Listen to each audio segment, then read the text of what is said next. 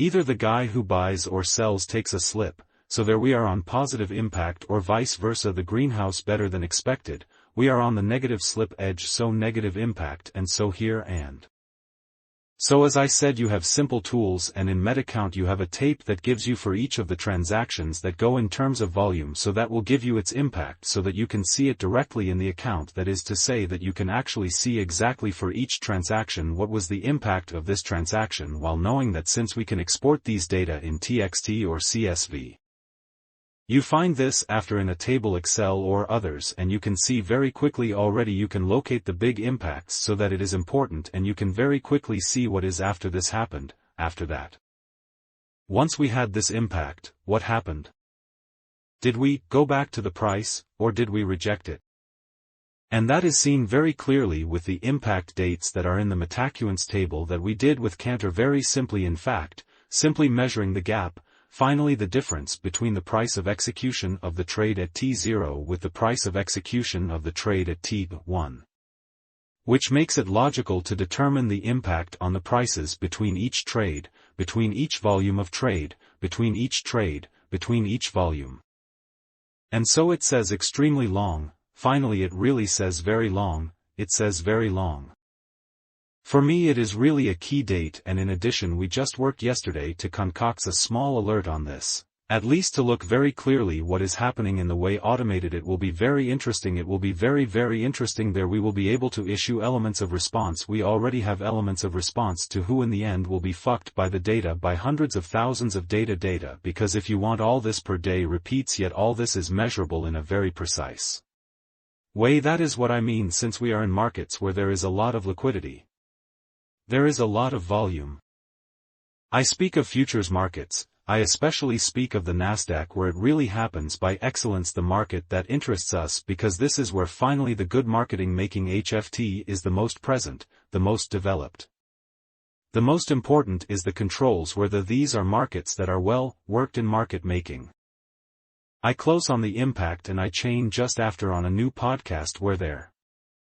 We will go into detail just about what was done yesterday with Cantor and on what I want to propose you with this appearance based on the impact, and I will explain in what it goes further than just the simple data that we have in the tape of MetaQuantum.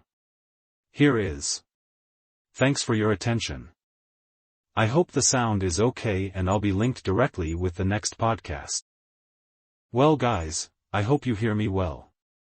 We will continue a little bit this series of podcasts this morning, especially going a little deeper into this notion of price impact, on which I have also been pushing for the last 2 days on everything that is development. We talked a little. Sorry, but there is still a noise of sickness.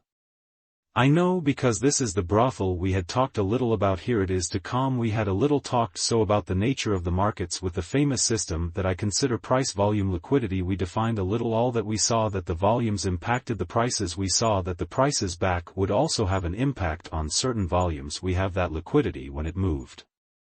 The price when it moved would also impact the state of liquidity, and so we concluded that all this was a system and that it was necessary to really take into account these 3 dates together to have a correct analysis of what is happening. So it is one in relation to the impact of volumes on prices, and therefore this notion of volatility in fact that is illustrated through the volume that will be executed. And so yes, I had asked the reflection. I had asked the question of whether when there is, for example, a buyer volume of a quantity X that will push prices up an abnormally high way, say go from, as I said in the example, of 100 to 105 or 100 to 110 with only 5 contracts, for example, buyers, while usually 5 contracts do not, like I take. When that happens, when this kind of positive slip occurs, so yes, the guy pays more than expected, he buys more than expected. So this is the question I had asked. The reflection I had asked, is it necessary to follow this? Do you have to initiate a buying position to follow this trick by saying to yourself that it is a fault? I go in and I wait for it to aspire from above, which happens quite often.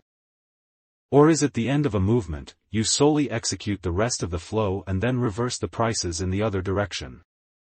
It was a thought I had, that I put and that I leave open. And so from the point of view to do in terms of feasibility, to study a little bit of all this, I have several strings to my bow, if I can say. I have several basic tools that will actually allow me to measure this.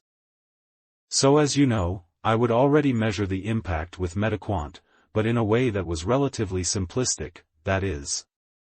I would measure either the market order had a positive impact on the price, okay, so slide edge positive, or the market order had no impact, so a zero impact on the prices, so the price does not move, so impact equal to 0, or the market order had a negative impact on the price, that is.